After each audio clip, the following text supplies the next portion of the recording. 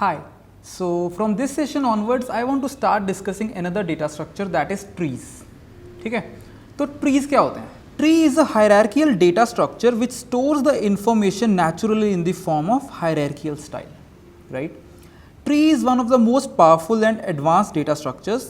It is a non-linear data structure compared to arrays, linked lists, stacks and queues. It represents the node connected by edges.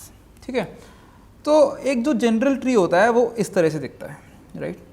तो जिस तरह से हमारे पास एक link list में head होता है, राइट, जैसे हमारा ये हेड होता था लिंक लिस्ट का, उसी तरह से हमारे पास ट्री में एक रूट होता है. तो ये हमारे ट्री का रूट है, ठीक है, जहाँ से हमारी पूरी कहानी शुरू होगी.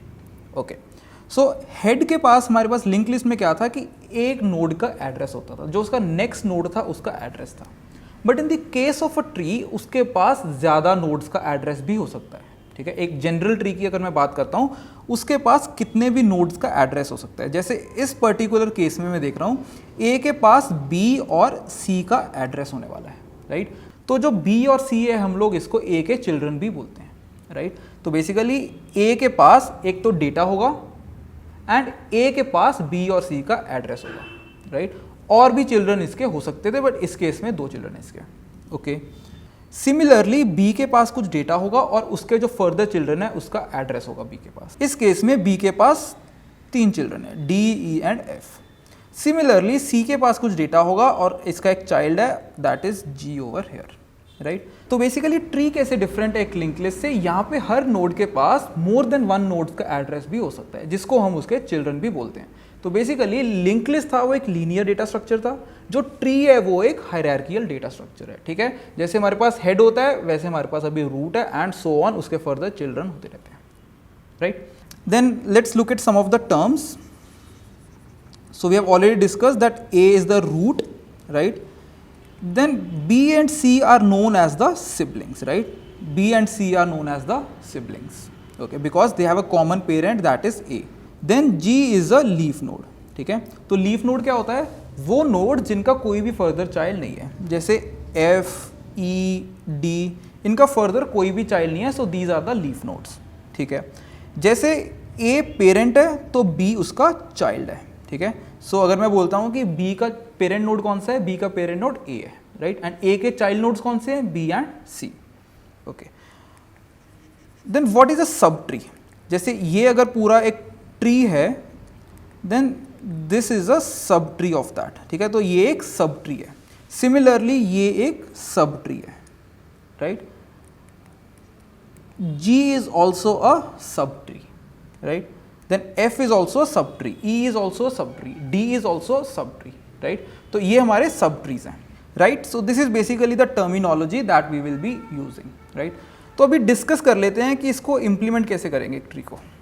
लिंक लिस्ट के केस में हमने क्या किया था, हमने वहाँ पे एक नोड क्लास बनाई थी जिसके पास 2 प्रॉपर्टीज थी, एक तो थी डेटा और एक थी नेक्स्ट. डेटा तो अब भी रहने वाला है, लेकिन जो नेक्स्ट है उसकी जगह पे हमें अभी मल्टीपल एड्रेसेस स्टोर करके रखने पड़ेंगे. तो उसके लिए हम लोग एरे भी यूज़ कर सकते हैं. एक बहुत बड़े साइज़ का एरे ले लेते हैं, लेट्स से 1000 साइज़ का. अज्यूम करेंगे 1000 से ज़्यादा चिल्ड्रन तो क्या ही होंगे किसी के. But there is also one thing known as vector, right? Vector होते हैं. तो वेक्टर बेसिकली क्या होते हैं, वो सॉर्ट ऑफ एन एरे ही होते हैं, बट उसमें हमको साइज़ नहीं डिफाइन करना पड़ता. तो इंटरनली वेक्टर कैसे काम करते हैं कि उसके पास इनिशियली कुछ साइज़ का रख लेते हैं, और जैसे हमने स्टैक्स को इंप्लीमेंट किया था एरे से कि हम लोग डबल साइज़ का कर लेते थे, तो सिमिलरली उसी तरह से काम करते हैं. ठीक है, उसको हम डायनेमिक एरेज भी बोलते हैं कि जिसका साइज बढ़ता रहता है जैसे हमारे पास ज़्यादा एलिमेंट्स आते रहते हैं. बट हमको उसकी चिंता नहीं करनी, वो वेक्टर है वो खुद से हैंडल कर लेगा. बस हम लोग एक वेक्टर बना देंगे और उसमें एलिमेंट्स को ऐड करते रहेंगे.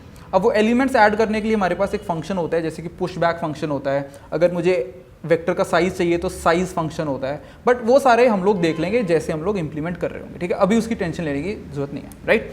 चलो, तो बेसिकली क्या होगा, अब हर एक नोड के पास एक तो डेटा होगा और एक उसका वेक्टर होगा. लेट्स से उसका चिल्ड्रन बोल देंगे उस वेक्टर का नाम, राइट? तो डेटा होगा और चिल्ड्रन होगा. तो जैसे हमने एक नोड क्लास बनाई थी लिंक लिस्ट में, यहाँ पे हम लोग एक ट्री नोड नाम से एक क्लास बना लेते हैं. ठीक है, चलो, तो first of all let's make a new folder, trees,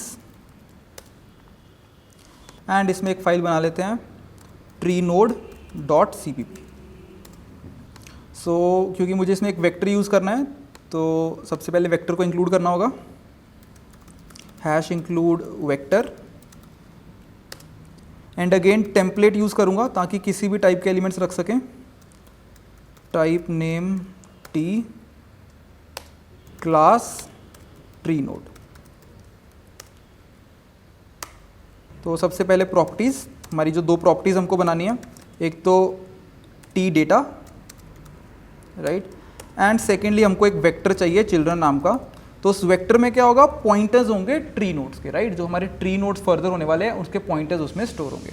so tree node, and उन ट्री नोड्स में फर्दर टी टाइप का डेटा होगा ऑब्वियसली, ये पॉइंटर्स होंगे एंड इनका नाम चिल्ड्रन रख देते हैं, राइट। सो इस वेक्टर का नाम हमने चिल्ड्रन रख दिया। देन हमारा कंस्ट्रक्टर फंक्शन, इसको डेटा मिलेगा, दिस के डेटा में डेटा स्टोर हो जाएगा। देन हमको एक डिस्ट्रक्टर भी बनाना होगा, राइट। तो डिस्ट्रक्टर क्यों बना रहे हैं, जस्ट सोचने की कोशिश करो कि अगर मैं किसी नोड को डिलीट कर रहा हूँ, उसकी मेमोरी को फ्री कर रहा हूँ, तो वो फ्री होने से पहले मुझे उसके जो चिल्ड्रन हैं उन पे जाके पहले उनकी मेमोरी को फ्री करना पड़ेगा। अगर मैंने पहले ही किसी एक की मेमोरी को फ्री कर दिया तो उन पे मैं कभी पहुंच नहीं पाऊंगा, राइट। सो डिस्ट्रक्टर क्या करता है कि पहले जो भी डिस्ट्रक्टर के अंदर लिखा होता है वो रन होगा और उसके बाद उसकी खुद की मेमोरी डीएलोकेट होगी, ठीक है। जस्ट समझने की कोशिश करो कि अगर मेरा ट्री कुछ इस तरह से था, मैं चाहता हूं कि इसको डिलीट कर दूं, राइट। अब ये डिलीट करने से पहले मुझे पहले इन दोनों को डिलीट करना पड़ेगा, राइट। तो अगर मैं इसके लिए अगर डिस्ट्रक्टर चलेगा तो सबसे पहले जो भी हम लोग डिस्ट्रक्टर के अंदर लिखेंगे दैट इज़ कि इनकी मेमोरी को क्लियर करने की कोशिश करेंगे डिस्ट्रक्टर के अंदर, वो पहले हो जाएगा काम और फिर ये खुद से डिलीट होगा, राइट। देखते हैं। So I will just write for int I is equal to 0, I less than children dot size, right. तो हमारे पास वेक्टर में एक साइज नाम का फंक्शन होता है, I plus plus delete children I, right. तो चिल्ड्रन आई में क्या पड़ा है, हमारे ith चाइल्ड का पॉइंटर पड़ा है। तो अगर मैं डिलीट वो पॉइंटर करता हूँ तो बेसिकली वो जिस मेमोरी के ऊपर पॉइंट कर रहा है वो डिलीट हो जाएगी, राइट। सो पहले ये फॉर लूप चलेगा, उसके सारे चिल्ड्रन की मेमोरी हमारी डिलीट हो चुकी है एंड फाइनली हमारा जो खुद की उसकी मेमोरी है वो डिलीट हो जाएगी, राइट। ओके, तो हमारी ये जो ट्री नोड क्लास है ये तैयार हो चुकी है।